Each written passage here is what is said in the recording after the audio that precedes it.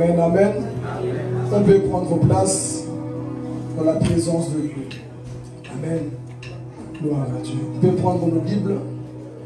Qui veut entendre la parole de Dieu ce matin? Qui veut écouter la parole ce matin? Allez, prends déjà ta Bible. Alléluia. Encouragez-moi à prêcher, il ne faut pas dormir. Vous savez qu'il y en a qui vont manger après, mais il faut d'abord manger spirituellement. Amen. Donc ouvre ton intelligence, sois attentif. Écoute vraiment la parole de Dieu. Amen. Donc si tu peux déjà noter le thème, du coup si tu peux juste te dire un petit peu, je suis ici. Un petit peu. Tu peux noter le thème. Ne prends pas de raccourcis. Ne prends pas des raccourcis. Alléluia. Dis à ton voisin, ne prends pas des raccourcis. La vie chrétienne ne prend pas des raccourcis. Amen. Il faut obéir à 100% à la volonté de Dieu. Amen. Et si nous allons lire 4 versets, ensuite nous allons aller dans notre message. Je ne serai pas trop long comme ça. Tu ne vas pas t'ennuyer. Amen. Donc, on va prendre le livre d'Exode, le deuxième livre de la Bible. Exode chapitre 13, le verset 17 à 18. Alléluia. Est-ce que vous avez vos Bibles? Amen. Exode chapitre 13, verset 17 à 18. Je lis la parole au nom de Jésus. Amen. Quand le Pharaon eut laissé partir le peuple d'Israël, Dieu ne les conduisit pas par la route du pays des Philistins, bien qu'elle fût la plus directe, car il s'était dit, s'ils devaient affronter des combats, ils pourraient regretter leur départ et retourner en Égypte. Il leur fit donc faire un détour par le chemin du désert, du côté de la mer des roseaux. Les Israélites quittèrent l'Égypte bien équipés. Amen. On va prendre Deutéronome chapitre 8. Deutéronome chapitre 8, le verset 2 à 3. Alléluia, Jésus. N'oublie jamais le chemin que l'Éternel ton Dieu t'a fait parcourir pendant ces 40 ans dans le désert, afin de te faire connaître la pauvreté pour t'éprouver. Il agit ainsi pour découvrir tes véritables dispositions intérieures et savoir si tu allais ou non obéir à ses commandements. Amen. Est-ce qu'on peut acclamer la parole de Dieu? Alléluia. Gloire à Dieu, gloire à Dieu. Amen. Ici, nous allons parler rapidement, je ne serai pas trop long comme je l'ai dit, d'un peuple qu'on connaît déjà bien dans la Bible, le peuple d'Israël. Nous le connaissons tous. Amen. Et si le Saint-Esprit m'a inspiré justement à parler, à prêcher, dans ce texte ici, la Bible va dire que on ne doit pas prendre des raccourcis. Tu dois traduire à chaque fois. Okay, comme ça, moi je sais, je le dis doucement. La Bible dit qu'on ne doit pas prendre des raccourcis.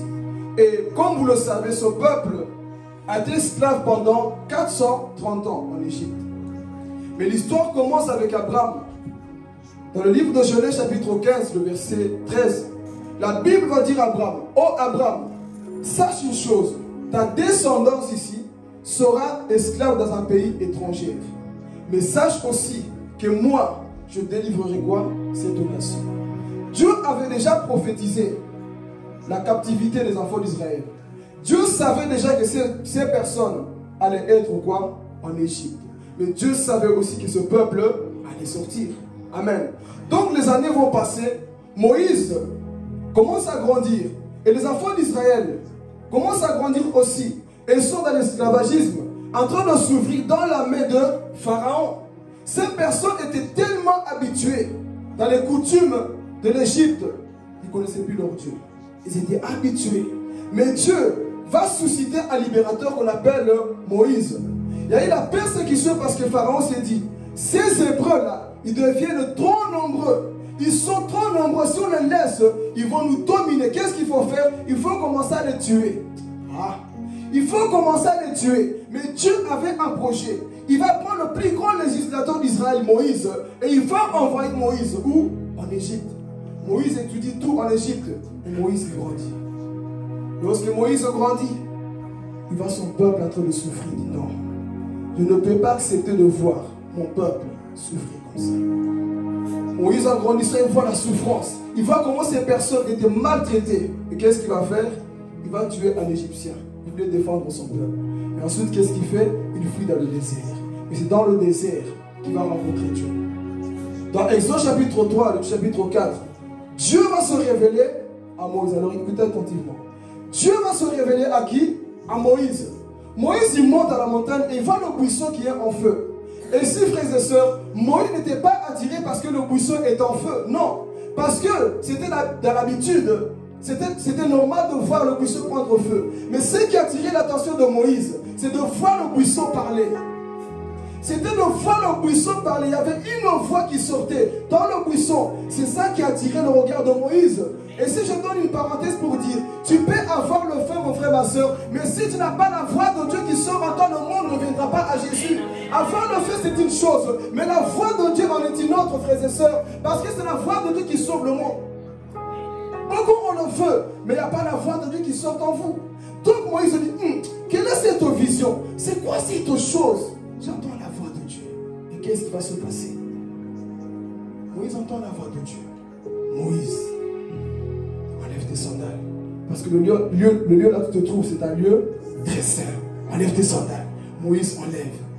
Et commence à lui parler. J'ai vu la souffrance de mon peuple. J'avais prophétisé à Abraham, le chapitre 15. Mais je réponds aujourd'hui. Oh, je vais dire ici, peu importe la durée de ta souffrance, ce Dieu-là se souviendra toujours de toi. Quand on se dit, Seigneur, je souffre de trop, ça dure de trop. Oui, parfois, plus ça dure, plus Dieu aussi est sur le point d'agir, frères et sœurs. Donc, j'aimerais bien te dire ici, ne te décourage pas parce que ça dure longtemps. Ne te décourage pas parce que tu penses que Dieu t'a oublié. Non, Dieu dit, j'ai entendu la souffrance de mon peuple. Je suis descendu moi-même pour le délivrer. Mais j'ai besoin de ta bouche. J'ai besoin de ta main. J'ai besoin de ton cœur. J'ai besoin de ton temps, Moïse. Pour que tu puisses aller retourner où? En Égypte. Il attend la voix de Dieu. Et Dieu commence à lui communiquer sa puissance. Mets ta main dans ton sein. Il ne fait pas trop m'attarder là-dessus. Mets ta main dans ton sein. Jette ton bâton. Il a vu la puissance de Dieu. Moïse dit, mais Seigneur, toi tu veux que je puisse aller libérer ce peuple. Qu'est-ce que je dirai aux enfants d'Israël? Dieu dit, dis que je suis, m'a dit quoi? De venir vous libérer. Moïse commence à douter, mais moi je ne sais pas parler. Exode 4:11. Moïse, qui a créé la bouche? N'est-ce pas moi? Alors je t'envoie. Si c'est moi qui t'ai créé, tu seras capable de libérer ce peuple-là. Alors qu'est-ce qui va se passer? Moïse retourne en Égypte. Il commence à manifester la puissance de Dieu. Et les enfants d'Israël ont vu la puissance de Dieu. Qu'est-ce qui s'est passé? 10 plaies que nous connaissons. L'Égypte a été quoi? Frappée. Et qu'est-ce que le pharaon a fait? A libéré les enfants d'Israël. Ils sont partis, mon message va bientôt commencer. Ils sont partis. Ils ont dansé. Ils ont chanté. Ils ont glorifié Dieu. Ils ont quitté l'Égypte. Comme la prophétie avait dit, Dieu ne ment jamais. Parce que dans la prophétie, Dieu disait qu'ils vont sortir avec des richesses, avec des biens qui étaient là. Parce que si vous lisez bien l'histoire, lorsque Joseph était monté là-bas, ils étaient à 70. Mais lorsque Joseph est mort, ce peuple s'est multiplié. Et la Bible dit qu'ils étaient environ 600 000, sans compter des femmes et des enfants. Plusieurs personnes, ils vont quitter l'Égypte dans la joie. Maintenant, qu'est-ce qui va se passer? Pharaon a dit, il vient de me quitter. Je ne le laisserai pas comme ça. Posez-moi la question, pourquoi Pharaon a suivi les enfants d'Israël? Posez-moi la question. Parce que Pharaon connaissait la géographie de l'Égypte.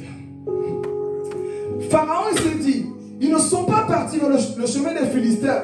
Ils sont partis vers la mer Rouge. Moi, je sais que là-bas, mon message commence. Moi, je sais que là-bas, il n'y a pas de sortie. Satan, parfois, il pense qu'il connaît tout.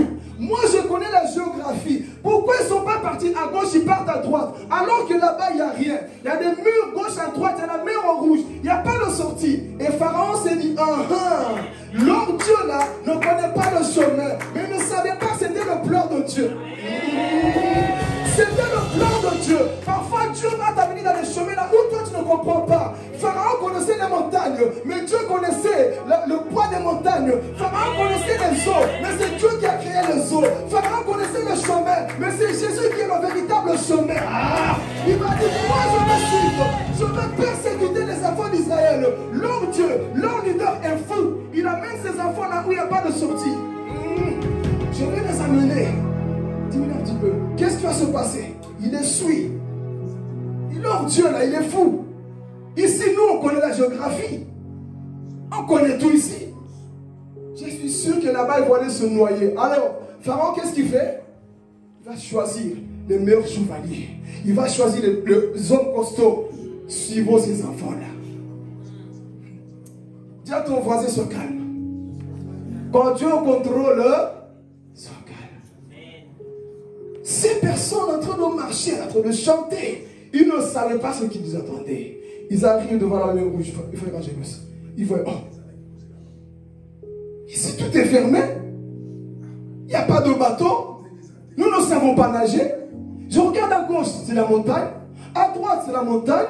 Devant, c'est la mer rouge. Et derrière, Pharaon arrive. Tu vois, ce Dieu-là a fait une erreur. Mais Dieu ne fait pas d'erreur. L'erreur avec Dieu ne marche pas. Donc ces enfants disent, Moïse, toi, est-ce qu'il n'y avait pas assez de tombes en Égypte? Pourquoi tu nous as sortis de là? C'est si. Dieu dit, ne prenez pas des raccourcis. Il commence à pleurer. Il commence à pleurer. Moïse, qu'est-ce que tu nous as fait? Nous voici aujourd'hui, nous allons périr. Mais l'ange de Dieu est en train de marcher avec eux. Oh, frères et sœurs, moi j'aime Dieu. Ce message, c'est pour te pousser à avoir la confiance en Dieu. Alléluia. L'ange de Dieu marchait avec eux. Dieu ne peut pas faire des erreurs. Dieu les pousse exprès dans ce chemin-là. Et commence à avancer. Pharaon se dit, coûte qu'écoute aujourd'hui, 12 juillet. On va les avoir. Et Pharaon commence à les poursuivre. Qu'est-ce qui se passe? Il voit derrière la poussière. Les enfants de l'Égypte commencent à suivre les enfants d'Israël. Ils viennent. Et les Hébreux voient ils sont beaucoup aujourd'hui. Ce leader Moïse a fait une erreur. Ce n'était pas le chemin. Il fallait passer où? Vers le chemin des Philistins. Pourquoi il nous amène ici? Pharaon arrive. Et si c'est pour ouvrir une parenthèse, quand Dieu te délivre, cela ne veut pas dire que le diable ne te poursuivra pas. Ici, exode veut dire sortir. Donc, c'est-à-dire, Dieu peut te sortir du monde. Tu es converti, tu crois en Dieu. Mais cela ne veut pas dire que le diable ne te poursuivra pas. Il peut te poursuivre, mais il doit rencontrer le nom de Jésus qui le fera fuir. C'est ça qui va se passer. Ils sont délivrés. Et l'ennemi est en train de les poursuivre. Ils voient, ils commencent à paniquer. Ils sont en train de pleurer. Moïse, ils arrivent, ils sont nombreux. Et nous sommes peu. On n'a pas d'armes, on n'a pas beaucoup de choses. Ils sont en train d'arriver. On voit Israël en train de pleurer. Moïse entend leur cri. Mais pourquoi vous pleurez? Pourquoi vous êtes en train de pleurer comme ça? Est-ce que vous êtes prêts avant de gloire à Dieu maintenant? Amen. Pourquoi vous êtes en train de pleurer? Dis à ton voisin, pourquoi tu pleures? Il ne faut pas pleurer. Parce que Moïse a dit, les Égyptiens que vous voyez ici, là, vous ne les verrez plus. L'Éternel combattra pour vous. Gardez le silence. Pourquoi vous pleurez? Alors Dieu dit à Moïse, pourquoi ce peuple crie à moi comme ça? Pourquoi il pleure? Dis-le de marcher. Dis à ton voisin, marche. Dis-le de marcher. Parce que moi, leur Dieu, là, je vais rentrer en jeu maintenant. Et si je vais dire à quelqu'un, parfois, il ne faut pas prier. Il y a des situations, parfois, il ne faut pas prier. Je précise. Un démon vient t'attaquer, toi tu vas dire, démon, attends, Dieu d'Abraham, tu vois, je peux le... Tu n'auras pas le temps. Il y a des situations, il faut parler. Devant la mer rouge, on ne prie pas, on parle. Devant la mer rouge, frères et sœurs, on ne prie pas, on parle. Toi, sorcier, vient t'attaquer la nuit. Tu vas dire, Seigneur, sorcier, attends, je vais d'abord jeûner, prier.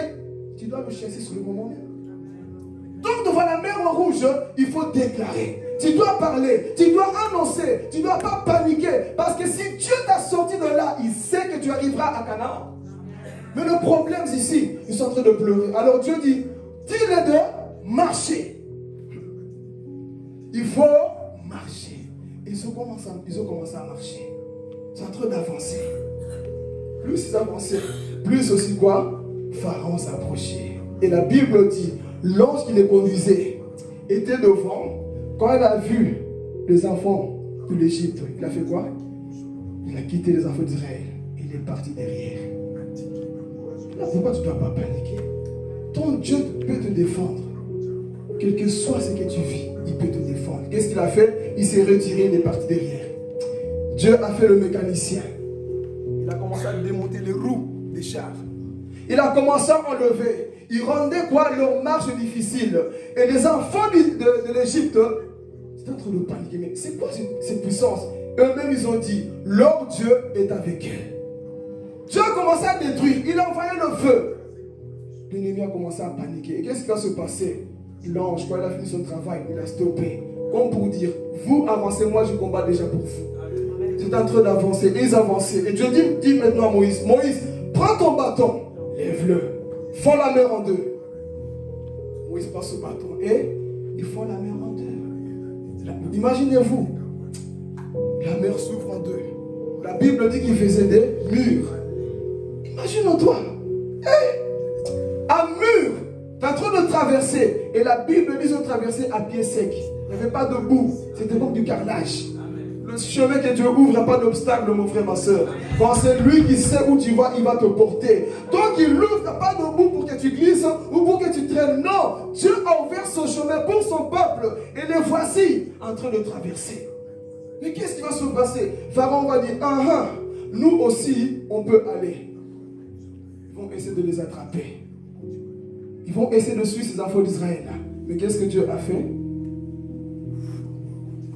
Il les a tous engloutis. Comme pour dire, le chemin que Dieu ouvre pour ceux qui obéissent, ce n'est pas pour les désobéissants. Le chemin que Dieu ouvre seulement pour ceux qui obéissent. Et ils ont quoi? Traverser. Si toi tu n'obéis pas, n'essaie pas de rentrer là où Dieu m'a placé. Toi tu es encore dans le péché, tu penses que tu peux traverser la mer Rouge? Non. La mer Rouge c'est pour les enfants d'Israël. La mer Rouge c'est pour des personnes qui obéissent à la volonté de Dieu. Toi tu sais que tu mènes encore une double vie, ça c'est pas pour toi. Reste calme, ne rentre pas mon frère, ma soeur. Il y a des portes que Dieu ouvre, ce n'est pas pour tout le monde. Ne t'aventure pas mon frère, ma soeur, à rentrer dans la porte que Dieu a ouverte pour quelqu'un. Ce n'est pas encore ton temps, reste, sinon tu risques de te noyer. Il y a des portes que Dieu ouvre, ce n'est pas pour tout le monde. Une porte s'est ouverte, c'est aussi pour moi. Non, ce n'est pas pour toi. Alors qu'est-ce qui va se passer? Dieu enferme. C'était exactement la prophétie. C'était quoi? Délivré. Alors maintenant, le message va commencer. Tu peux passer la chaise, s'il te plaît. Ils ont traversé la mer, merci. Suivez. Nous voulons tous aller au ciel. Arriver à Canaan. Souvenez-vous, c'est Dieu lui-même qui a rendu les choses compliquées. Vous savez, vous vous souvenez? C'est Dieu lui-même qui a rendu les choses compliquées. Dieu a dit, s'ils prennent le chemin là, des Philistins là, ils vont arriver rapidement. Ils n'apprendront pas à valoriser la bénédiction. Il y a des choses que Dieu fait dans ta vie. Il veut d'abord te tester. Parce que dans l'histoire, on dit qu'il devait même arriver 11 jours seulement. Mais ils vont passer 40 années. Et dès qu'on nous l'avons lu, Dieu a fait exprès pour voir leur... Seigneur, tout est déjà ici. C'est simple. Pourquoi tu ne m'envoies pas directement? Dieu a dit, je vais le faire quoi? Faire un détour. Dis à ton voisin, tu vas faire un détour. Ça a piqué un petit peu, mais tu dois faire un détour. Dieu dit quoi? Tu dois faire un détour. Ce qui est pour toi est là. Ta bénédiction est là. Le ciel est là. La terre promise est là. Mais, ici, pour ceux qui l'ont noté, Dieu ne prépare pas la bénédiction pour toi. Parce qu'elle est déjà prête. Mais il te prépare toi pour la bénédiction qui est déjà prête. Dieu a déjà tout préparé pour toi. Mais il sait que toi, tu n'es pas encore prêt. Et il sait, s'il te donne rapidement ça, tu ne vas pas le valoriser. Est-ce que vous suivez? Tu ne vas pas le valoriser. Beaucoup de personnes ont eu des choses faciles, raison pour laquelle ils ne le valorisent pas. Toutes choses que tu reçois facilement, tu ne vas jamais les valoriser. Mais toutes choses que tu reçois par les difficultés, tu vas apprendre à les valoriser.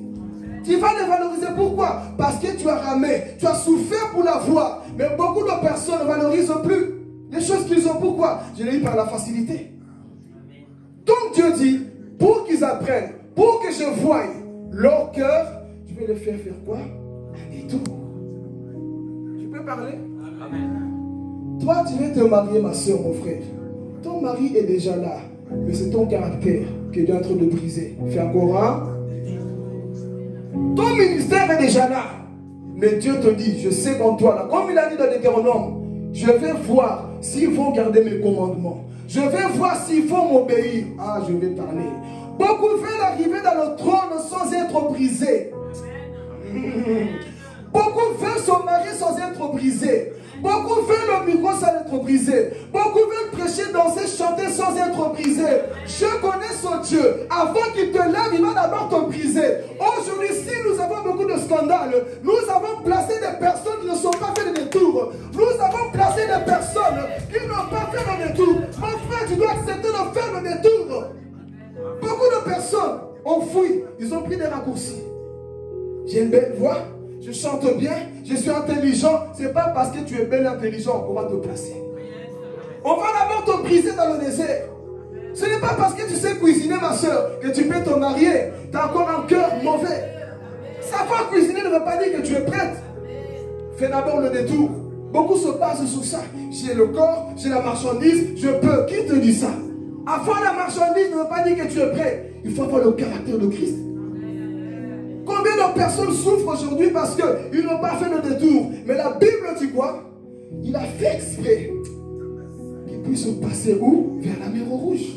Parce que s'ils passaient dans les Philistins, ils allaient regretter. Et retourner où? En Égypte. Mais Dieu dit non, vous allez d'abord passer par là.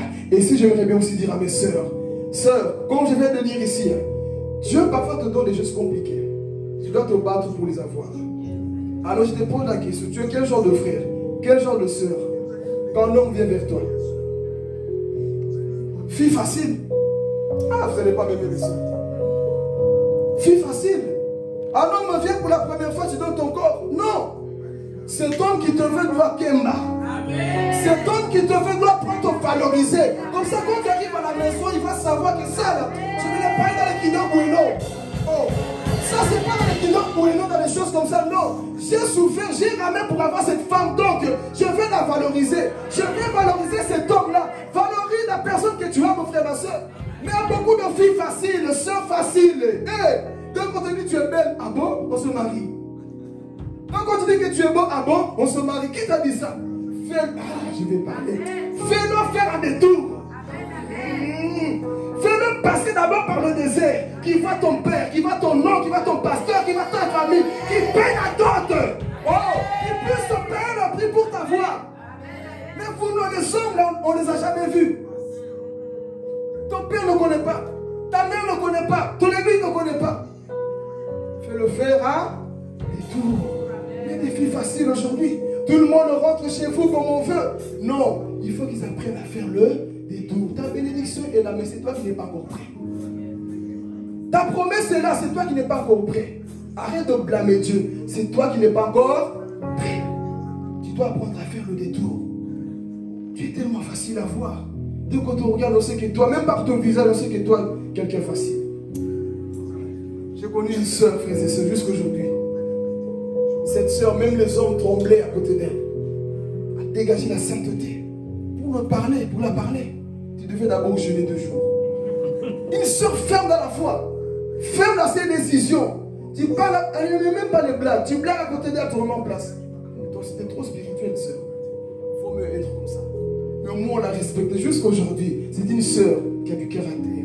Pourquoi? Parce que l'homme qui me veut doit faire un détour d'abord. Tu ne m'auras pas facilement comme ça, parce que si tu m'auras facilement comme ça, tu ne vas pas me respecter.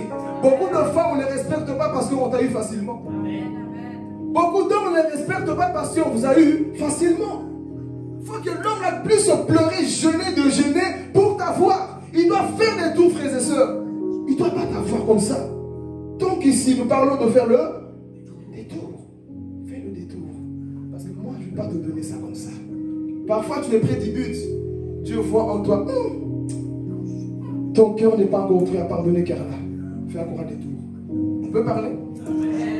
Ton cœur n'est pas encore prêt à supporter. Ah, Église. C'est lui qui fait l'élévation, doit accepter toutes sortes de brisements. C'est lui qui fait arriver dans la gloire. Doit accepter toutes sortes de méchanceté. Tu dois bénir les gens. Tu dois bénir la veille des pieds de tes ennemis. Quand Dieu voit ça en toi, il ne pourra jamais te placer dans ta place qui est promis. Il va te dire non, toi tu as encore un problème dans ça. tu as encore un problème à donner ton argent à Dieu. Je sais que tu n'es pas... Est-ce que je peux parler? Je sens que toi, tu es trop radin, chrétien radin. Nous avons beaucoup de chrétiens radins. Toi, tu es encore trop attaché à l'argent. Je ne peux pas te donner le ministère maintenant. Pourquoi tu seras attaché à l'argent? Oh, je veux parler. Tu n'es pas encore prêt parce que tu ne valorises pas le temple. Il va te faire quoi? Faire un détour. Tu dois faire un détour, mon frère, ma soeur. Toi, tu veux vivre des choses sans payer le prix. Dieu fera exprès que tu puisses tourner, passer gauche à droite pour qu'il voit que tu as la maturité aujourd'hui. Mais malheureusement, beaucoup de personnes ne veulent plus faire ce tour-là. Comme je dis toujours des chrétiens à micro-ondes. Seigneur, moi je veux vite la chose. Oh, donne-moi vite la chose, Seigneur. Non, c'est ce qui dure le temps qui est valorisé. Et c'est pour ça, moi, j'aime la vie de Jésus. Entre Adam et Jésus, il y a une différence, vous le savez. Adam n'a pas valorisé le jardin. Vous savez pourquoi? Vous savez pourquoi? Il n'a pas valorisé sa femme. Vous savez pourquoi? C'est facile. Je n'ai pas souffert pour la voir. Je ne l'ai même pas dragué. Je me suis réveillé, elle était là. Je vais parler ici. Je l'ai eu facilement comme ça. J'ai fait un sommeil. On m'a fait l'anesthésie. J'ai ressenti. Ah, je vais parler. Tu ne peux que valoriser les choses là où tu sens la douleur. Adam n'a pas senti, n'a pas senti la douleur. Il n'a rien senti, il a dormi. Il veut une belle femme qui arrive. Ok, on se marie. Raison pour laquelle il a laissé Satan la tromper. Mais s'il connaissait la douleur d'avoir une femme, il a dit Satan circule, tu ne vas pas tenter ma femme. Oh, je veux parler. Parce que Jésus-Christ lui-même, le véritable Adam, nous a eu par douleur. Voilà pourquoi tu comptes beaucoup pour Jésus. Parce que lui, il a eu mal pour avoir l'église. Oh, voilà pourquoi il ne se décourage pas pour toi, frères et sœurs. Parce que lui, son sang a coulé pour toi. Mais Adam, son sang n'a pas coulé. Anesthésie, il dort. Il a des choses facilement. Voilà pourquoi il a perdu quoi? Le jardin. Et les choses là où tu souffres, tu rentres, tu dis Seigneur, cet enfant, j'allais mourir pour l'avoir. Je veux valoriser cet enfant. J'allais mourir pour avoir cette chose que j'ai aujourd'hui. Je veux valoriser cette chose-là. Adam a ressenti. Il n'a pas valorisé. Pourquoi? Il a commencé directement grand. Tout était déjà là. Tout était déjà là. Le jardin bien décoré. Il y avait des animaux. Tout était déjà là. C'était quoi son travail? Toi, tu appelles vache. Toi, tu appelles le serpent. Toi, tu appelles le mouton. C'était ça son travail. Il n'a pas valorisé. Parce qu'il n'a pas souffert pour les avoir. Mais Jésus a souffert pour nous. Amen. Il a souffert pour nous. Alors, qu'est-ce qui va se passer si nous continuons dans notre histoire? Faites le détour. Les enfants d'Israël commencent à marcher. Et ils vont rencontrer beaucoup d'obstacles dans leur chemin. Et si je veux dire à quelqu'un, le chemin est encore long. Le chemin est encore long. Quel que soit là où tu vas arriver, tu dois apprendre à persévérer. Notre souci dans ton esprit, Dieu parfois il bloque certaines portes exprès. C'est pour voir ton cœur. C'est pourquoi tout le monde a et moi j'ai pas. Parfois, Dieu fait exprès de bloquer cette porte-là parce qu'il sait que toi, tu n'es pas encore prêt. S'il te donne cette chose, tu vas la perdre. S'il te donne le ministère, tu feras la honte à Dieu. Tant qu'il dit, tu dois encore passer dans un chemin qui est trop loin. Va faire le tour pour que je sache si tu m'aimes réellement. Parfois, il va te briser parce que la Bible dit ici que Dieu les a rendus pauvres volontairement. Il les a humiliés, il les a écrasés. C'est lorsque Dieu t'abaisse qu'on voit qui tu es réellement. C'est lorsque ça ne va pas que tu souffres parce que, écoutez, moi tu ne me donnes pas la joie quand tout va bien seulement. Tu me donnes la joie quand ça ne va pas aussi. Vois des personnes qui sont humiliées comme Job, qui sont capables de glorifier leur Dieu. Ça, c'est des chrétiens qui vont au ciel.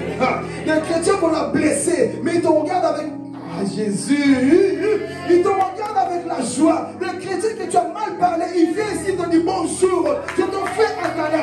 Ça, c'est être chrétien, frères et sœurs. Pas des chrétiens va te mêler. Dès que tu les blesses, ils te parlent plus chaud de visage. Ça, c'est des personnes qui finiront en enfer. Le véritable chrétien démontre qu'il a la nature de Christ en lui. Pourquoi, dit Seigneur, toi tu m'as fait passer par le désert. Je ne peux pas haïr Diego. Je ne peux pas haïr Tiffany. Je ne peux pas haïr Angelus. Je ne peux pas haïr Papa John. Non. Pourquoi? Parce que j'ai connu le prix que tu as payé pour cette personne. Donc je ne peux pas l'haïr. Mais combien de nous aujourd'hui, n'est pas encore Dieu. Ça prouve qu'on n'est pas encore brisé. Parce que celui qui est brisé, c'est aimer son prochain. Celui qui passe par le chemin du désert, c'est valoriser son prochain. Car là, tu es embêtant toi-même, mais tu restes ma soeur.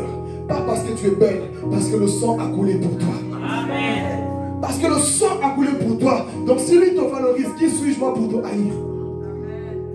Si Dieu lui te protège, qui suis moi pour ne pas te protéger? Mais on aime quoi? La facilité. La facilité c'est quoi? Ça va pas. J'écoute, je murmure. Je ne vais pas à l'église. Ah, je vais pas.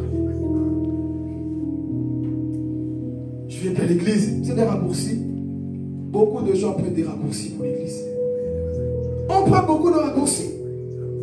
Parce que on n'est pas compris. On ne sait pas que Christ a payé ce prix pour cette église ici. C'est pour laquelle on ne le valorise pas. Mais ici on voit, pour nous dire frères et sœurs, il faut que tu acceptes parfois que Dieu t'amène loin.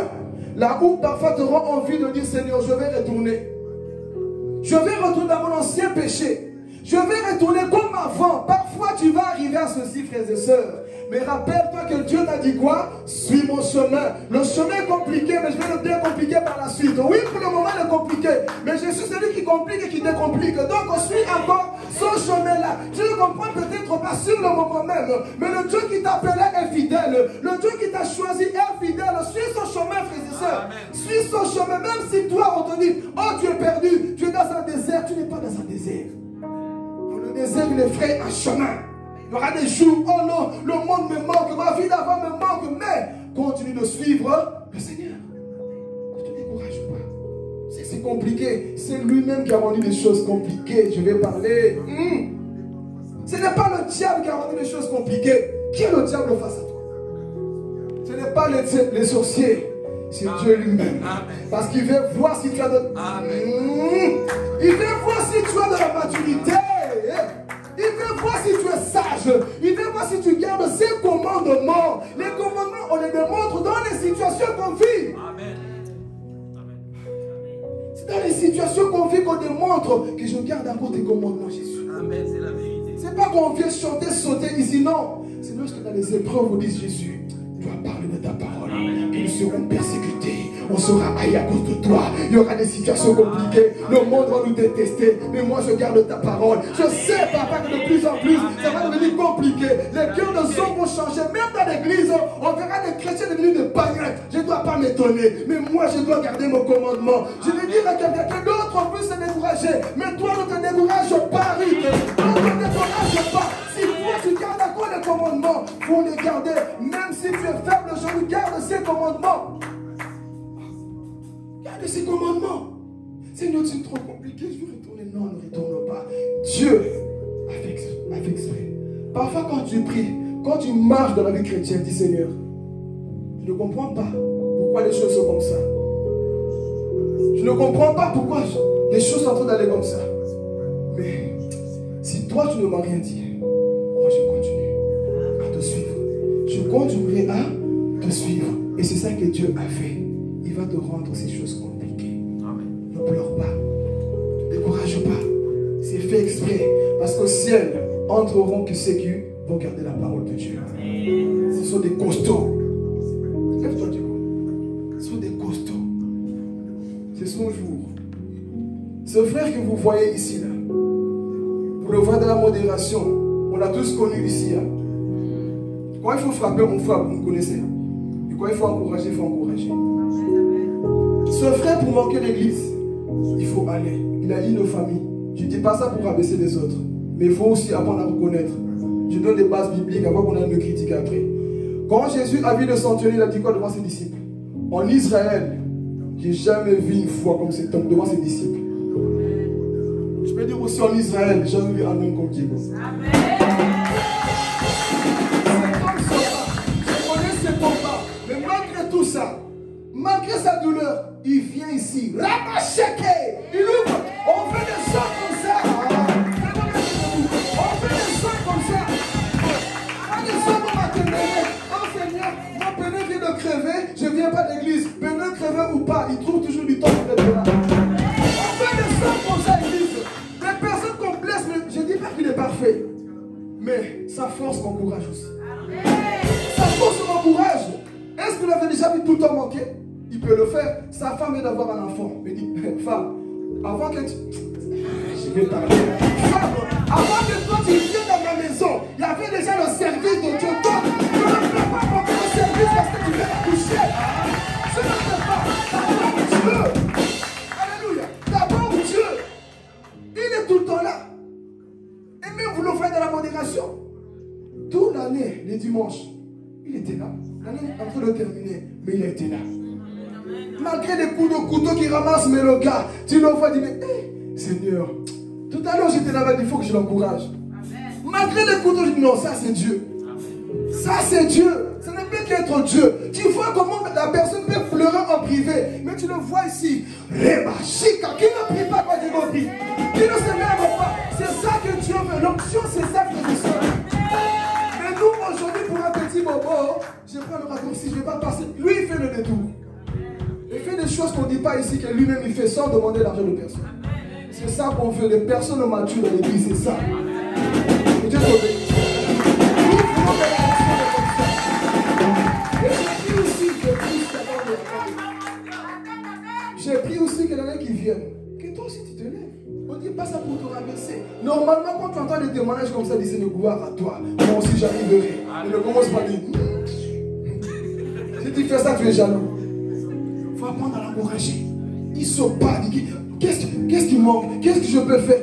Ça, c'est des hommes qui manquent dans nos églises. Écoutez, je dis toujours, hein, nous avons beaucoup de croyants, beaucoup de chrétiens, mais il y a peu de disciples. Tout le monde croit, je vais à l'église, je prie. Mais les disciples, qui ont la vision de Papa John, qui ont la vision de Philippe, qui ont la vision des responsables, ils sont peu. Si lui, il manque, tant pis, hein, il se débrouille. Lui, il ne dit pas ça. Chaque fois, il m'appelle. Et même dit, Diego, toi aussi, viens, c'est bon, viens, c'est pas grave, je veux le faire. Non, mais si je ne suis pas là, comment ça va se passer? C'est des personnes comme ça qui nous manquent. Il y a des personnes qui disent, si je ne suis pas là, qui se débrouillent. Tu n'es pas comme un disciple, tu prends le raccourci. Tu veux payer le prix? C'est ça, payer le prix. Amen. Payer le prix, c'est ça. Cessons de donner des excuses à Dieu. Combien des excuses on donne à Dieu? Parfois, je sais quand il n'est pas bien. Il vient, mais il prie. Il se lève. Il glorifie son Dieu. Il est là. Et je vais dire une chose. Crois-tu que toi, la fainéant que tu es, tu donnes trop des excuses à Dieu, tu auras la même récompense que Dieu? Non, soyons honnêtes. Toi, pour un bobo, tu ne viens pas. Parce que tu es triste, tu ne viens pas. Parce que tu es fâché, tu ne viens pas. Crois-tu que tu auras la même récompense? Jamais de la vie. Tu peux lever le doigt dans le nez, tu n'auras rien. Bafi. Rien. Le roi me réservé à ce genre de personnes qui disent, Papa John, moi, je ne te laisserai pas. J'ai fait comment la modération, papa. Non, je vais rajouter. Mais, dites à moi, sois dans les normes. Hein. Pas parce qu'on a dit ça que demain tu ne viens pas. Placez-moi parce qu'on a placé des bonnes normes. Il est dans les normes. Dans les normes. Il se bat tout. Des fois, il dit Dieu, non, c'est pas grave. Ne fais pas. Nous sommes là. Mais lui, il se bat. Et nous voulons des hommes et des femmes comme ça. Qui sont prêts à payer le prix comme ça. Ils sont prêts à payer le prix. Ils sont prêts. Votre frère aussi.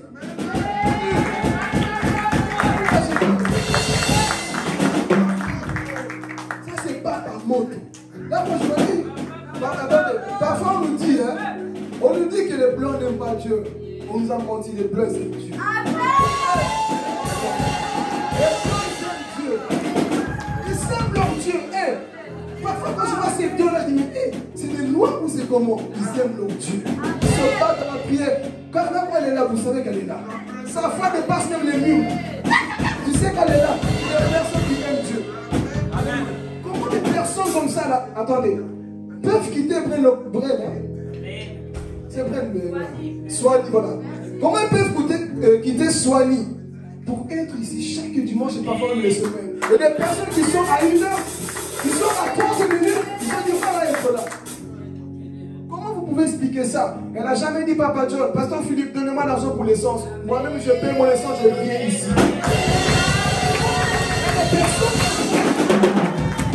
Je dis ça. Attends, je dis ça pour que ça change cette année. On veut plus les chemins. Toi, tu as juste à côté. Mais être là la semaine. entre nous, Dieu te jugera devant Cana. Qu'est-ce qui a fait qu'elle pouvait gaspiller son argent? Dans sa poche, elle était là. Et toi qui étais à côté, qu'est-ce qui a fait que toi tu ne sois pas là? Dieu te jugera devant ces hommes-là. Parce que le jugement, c'est comme ça que ça va se passer. Lui, il a fait, tel l'a fait. Mais pourquoi toi tu n'as pas fait? Tu avais les moyens. Qu'est-ce qui t'empêchait? C'est ta motivation. Parce que le problème aujourd'hui, on veut se cacher dans les grandes églises. Là, au moins, on ne va pas remarquer ton absence. On ne va pas remarquer ce que tu ne donnes pas ta dîme. Mais ici, hey, moi j'aime ces choses. Ici, on va remarquer quand tu ne donnes pas. On sait que là, c'est lui qui n'a pas donné. On va le balancer chez Dieu. Ah oui, c'est pour ça que beaucoup fouillent. Là, on sait. Si tu négliges, on sait que qui est absent aujourd'hui. Pourquoi il est absent? On ne sait pas, il ne nous a pas averti. Ah, ma télé. Mais dans les grandes églises, tu fais comme tu veux. Tu vas en retard, tu peux t'absenter, tu peux ne pas payer ta dîme, tes offrandes. On s'en fout. Mais ici, tu es en train d'être... Ici, Dieu est en train de te former, tu ne veux pas profiter. Écoutez, ici, comme Jésus dira, la moisson est grande. Mais peu d'ouvriers. Si tu veux être récompensé, profite maintenant. Parce que dans les grandes églises, écoutez, dans les grandes églises, eux, ils sont déjà arrivés. Toi, tu vas rajouter quoi? Tu vas rajouter quoi? Ils ont déjà beaucoup de prédicateurs, beaucoup de choristes, la chorale elle est bien, les batteurs, tout est bien. Et toi, tu vas les faire quoi? Juste pour aller dans la masse. Mais là où il n'y a rien, c'est là où Dieu prend plaisir. Là où il y a rien, on va commencer ensemble. Pour maintenant, Dieu veut. Allez, lève-toi.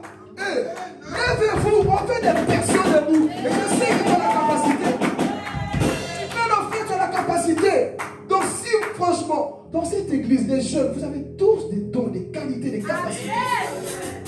Je ne sais pas qu'est-ce qui...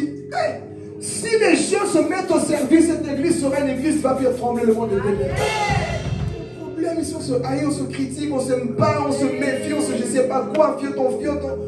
Il faut s'élever. Laissez la place à Dieu. Amen. Je n'ai pas oublié Dieu. Donc, il faut l'encourager, frères et sœurs. Amen. Donc, c'est ça qu'on veut. Des personnes qui sont debout. On ne veut plus des moiseaux, des personnes, non. Des personnes qui ont la maturité. Parce que c'est une question que je nous pose même. Ici, on peut nous placer nous responsables de beaucoup de choses. Hein. Pourquoi? Papa Dieu n'a jamais un culte ici bêtement? Non. Moi, non. Lui, non. Et même quand il doit prendre, lui-même il culpabilise. Ah, est-ce que je dois dire vite? Tu peux. Parce qu'il a cet esprit de dire que si moi je ne suis pas là, qui fera ce que moi je ne fais pas? Vous pensez que beaucoup réfléchissent comme ça? Non, entre nous. Vous pensez que beaucoup réfléchissent comme ça? Non. État lié. État libino. Non. Mais lui se dit toujours, si moi je ne fais pas mon poste, qui va le faire? Et sans ça, on peut dire, on peut te placer. Donc, je dis toujours, ne soyez pas jaloux qu'on place des gens parce que c'est des personnes qui payent des prix. Toi, tu ne fais pas payer le prix, tu commences à avoir la jalousie Lucifer. C'est pas bien. Il faut payer le prix. Amen. Acclame-le encore pour avancer.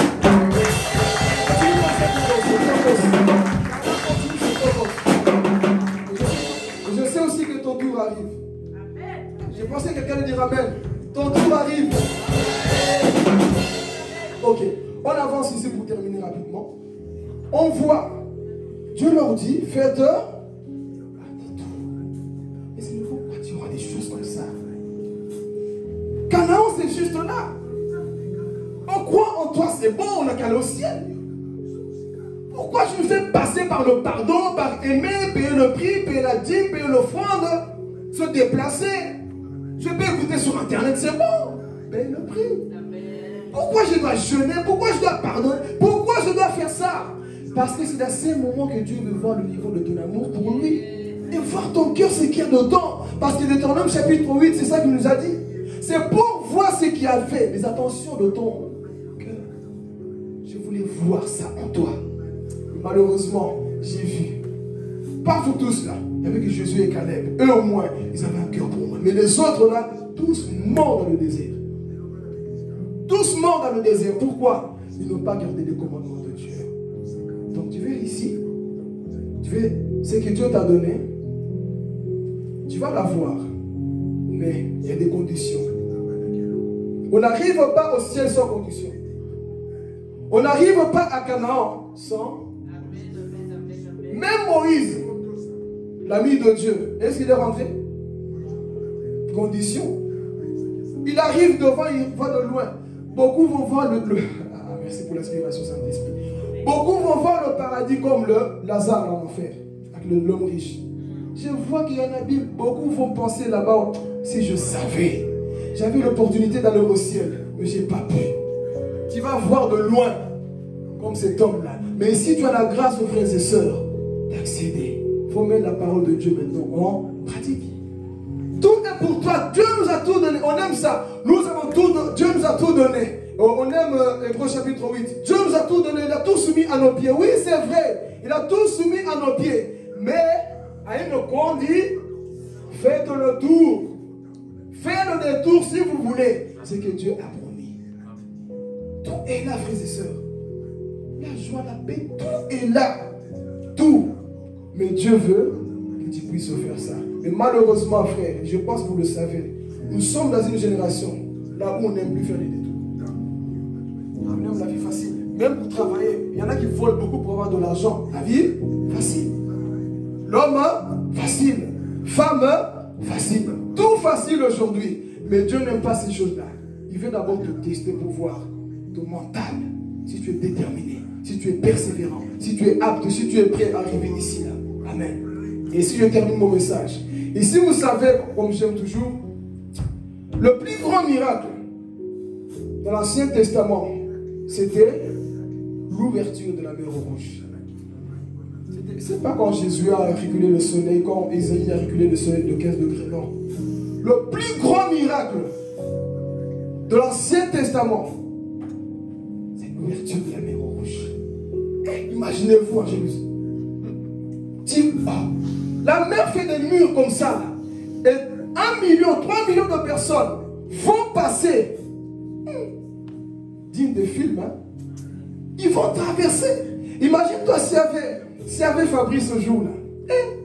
Tu commences à regarder des poissons à l'aquarium. Dieu, tu es fort, hein? Tu commences à contempler la bonté de Dieu. Et je suis sûr qu'il y avait des chiens dans ce groupe-là.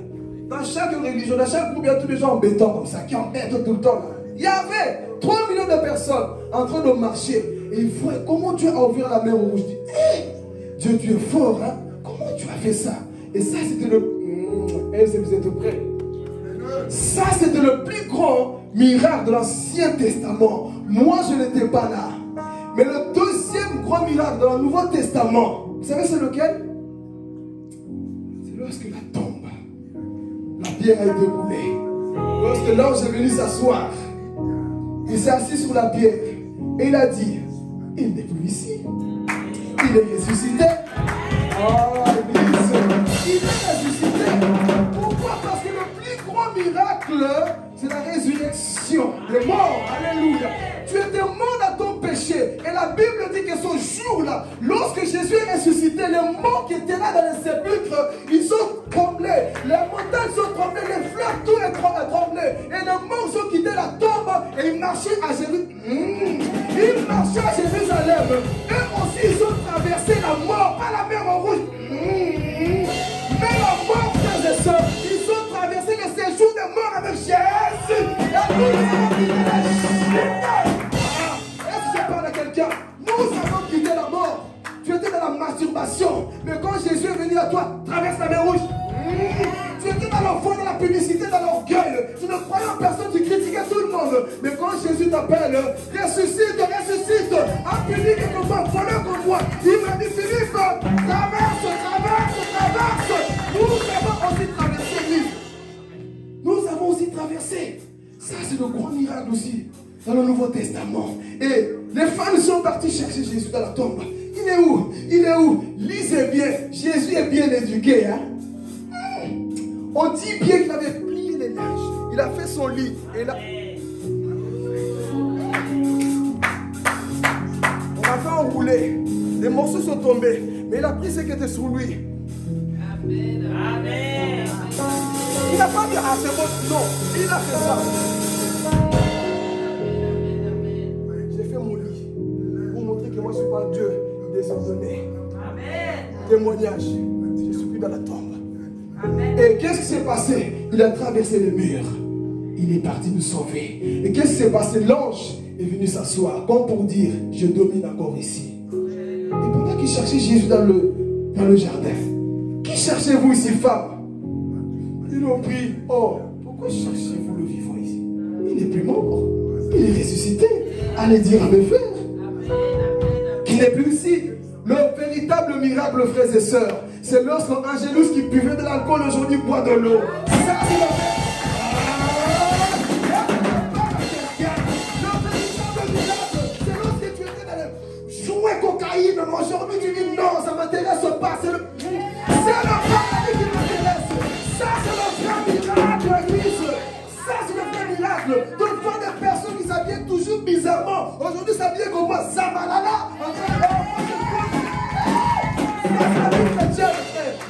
C'est ça la nouvelle naissance. Le plus grand miracle, c'est ça. C'est pas quand un pied pousse, tu vas encore mourir.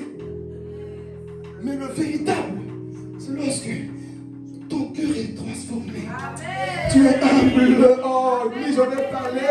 Le vrai miracle de traverser, c'est ça. C'est quand tu pardonnes facilement. C'est quand tu peux aimer les gens qui te plaisent. C'est quand tu peux faire maintenant une heure du temps entre le récachat, la mort, Sataya, oh Jésus. Je te loue de ce que tu es Dieu, papa. Tu commences à glorifier ton Dieu. Ça, c'est le vrai miracle. Avant, tu ne pouvais même pas prier 5 minutes. Mais aujourd'hui, une heure du temps. Tu peux le faire. Pourquoi? Parce que tu as expérimenté la nouvelle naissance. Parce que la nouvelle naissance commence après la mort de Jésus. Avant, tous étaient morts spirituellement. Tous étaient morts. Amen. Personne n'était né de nouveau. Pierre était mort spirituellement. Jean était mort spirituellement. Avant la mort de Jésus, tous ils étaient morts. Personne n'avait la vie éternelle. Il fallait d'abord qu'on le plante pour qu'il pousse, pour que nous aussi on pousse avec lui. Il fallait d'abord que lui il meure pour que nous on ressuscite avec lui. Si Jésus ne mourrait pas, son grand miracle n'allait pas arriver. Mais du fait qu'il est mort aujourd'hui, nous sommes vivants en lui. C'est ça le vrai miracle, frères et sœurs. Nous avons traversé. Quand tu vois un homme qui était comme ça, tu dis waouh, comment un fou de Gadara peut être changé comme ça? Comment un homme comme Kédia? Comment un homme? Ça c'est l'œuvre de Dieu. Ça c'est l'œuvre de Dieu. Ça c'est l'œuvre de Dieu. Moi je crois encore au changement aujourd'hui. Je crois encore au changement aujourd'hui. Comment des hommes comme ça qui couraient toujours derrière les meufs? Oh, ils courent derrière les femmes. Moi aujourd'hui je cours plus derrière les femmes, ils courent derrière les hommes. Change ta vie. Aujourd'hui je fais que prier, chanter, glorifier son Dieu. C'est ça ma vie avec Dieu. Avant tu courais derrière les femmes, les hommes.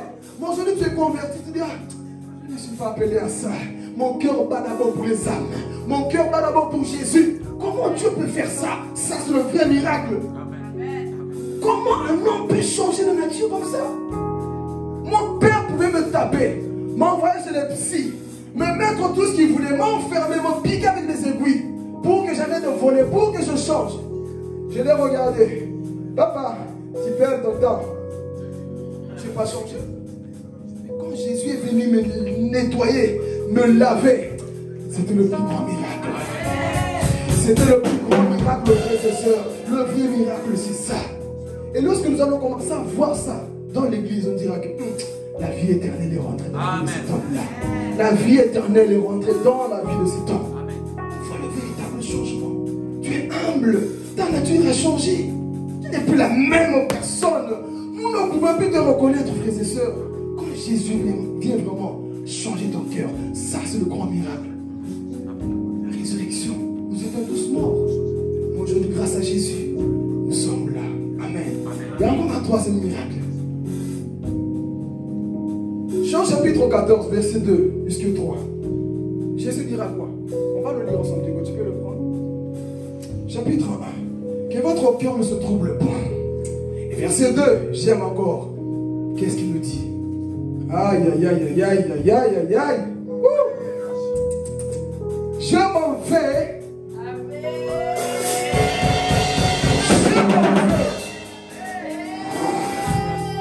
C'est qui est promis, ce n'est plus la terre promise. On va le lire ensuite, on va terminer par là. Jean chapitre 14, verset 1. Ah, j'aime la parole de Dieu. Je vais aller. Que votre cœur ne se trouble pas. Mais... Jésus dit que votre cœur ne se trouble pas. Oui. Jésus dit que votre cœur ne se trouble pas. Ayez foi en Dieu. Ayez aussi foi en moi. Ensuite, dans la maison de mon Père, il y a beaucoup de demeures. Si ce n'était pas vrai, je vous l'aurais dit. En effet, je vous ai préparé une place.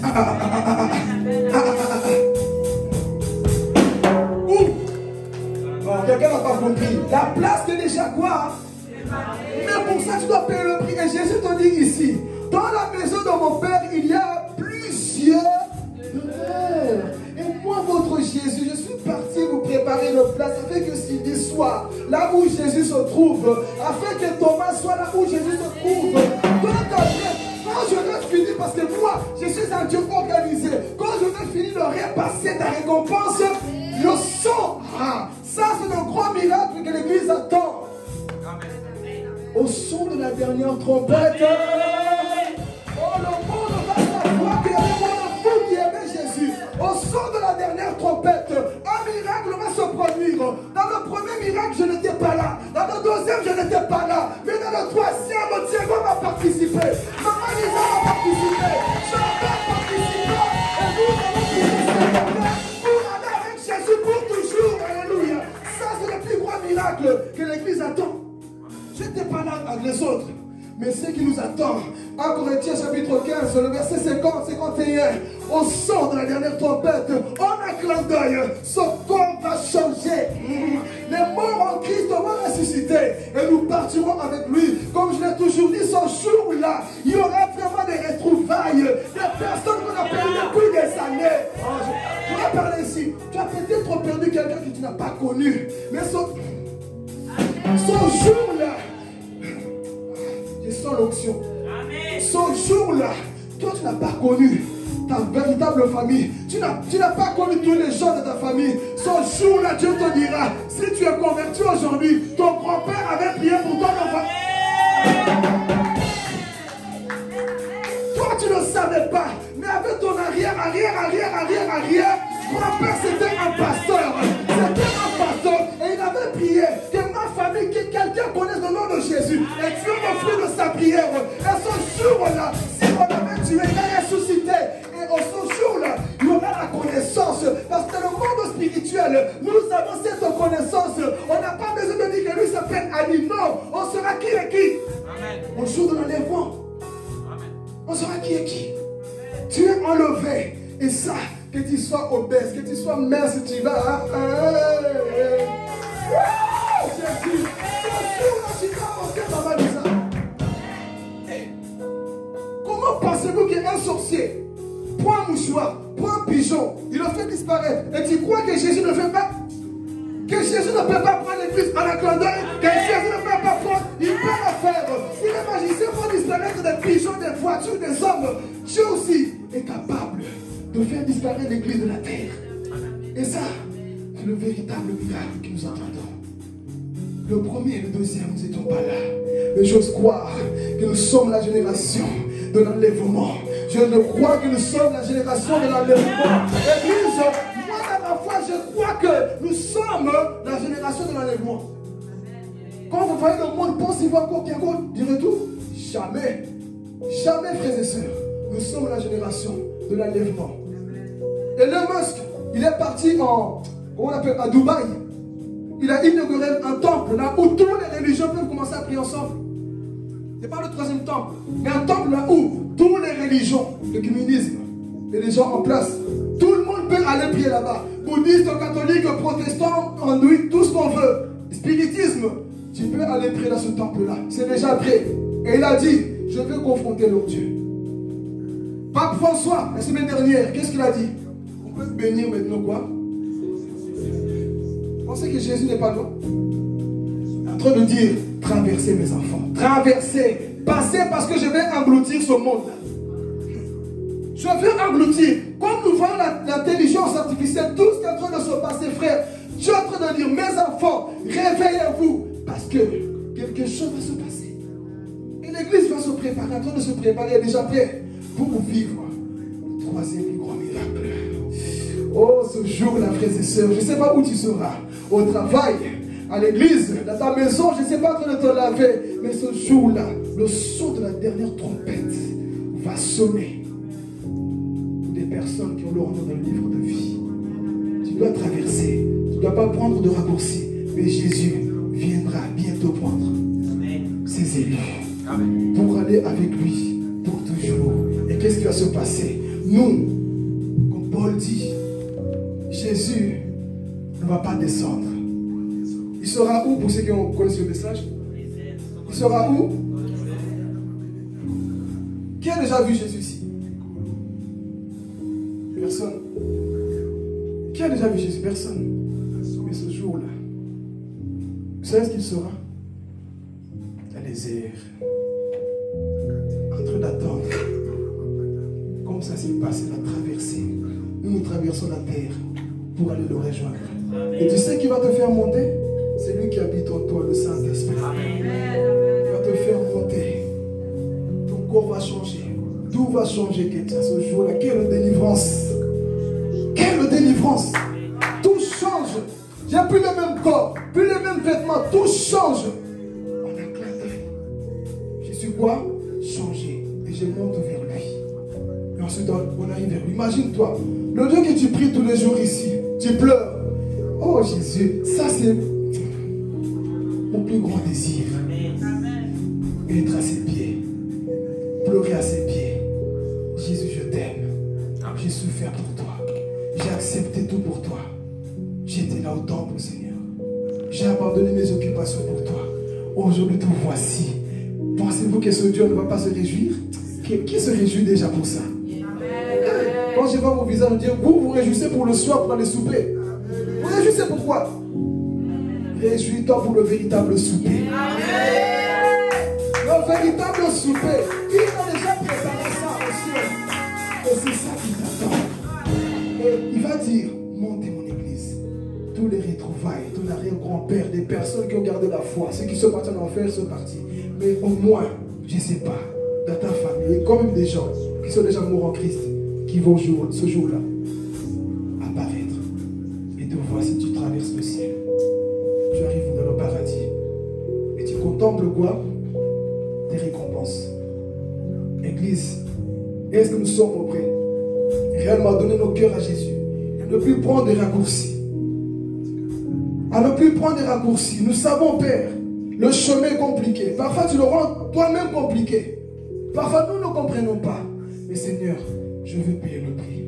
Est-ce que ça vaut la peine de payer le prix? Amen. Ça vaut la peine de payer le prix, Jésus. Amen. Parce que Jésus dira quoi? La vie avec Dieu, ça concerne quoi? De perdre. Tu dois perdre ta propre vie si tu veux gagner le ciel. Amen. Tu dois perdre ta propre vie, tes envies, tes émotions, tes désirs. Tout ça, tu dois les perdre. C'est ça, prendre le chemin qui est long. Et ce chemin-là est sûr. Toi, tu dis, Seigneur, c'est facile, le monde a la facilité. Toi aussi, Dieu va te faire passer par les détours pour que tu arrives dans ta destinée. Amen. Que Dieu vous bénisse ce matin. Amen.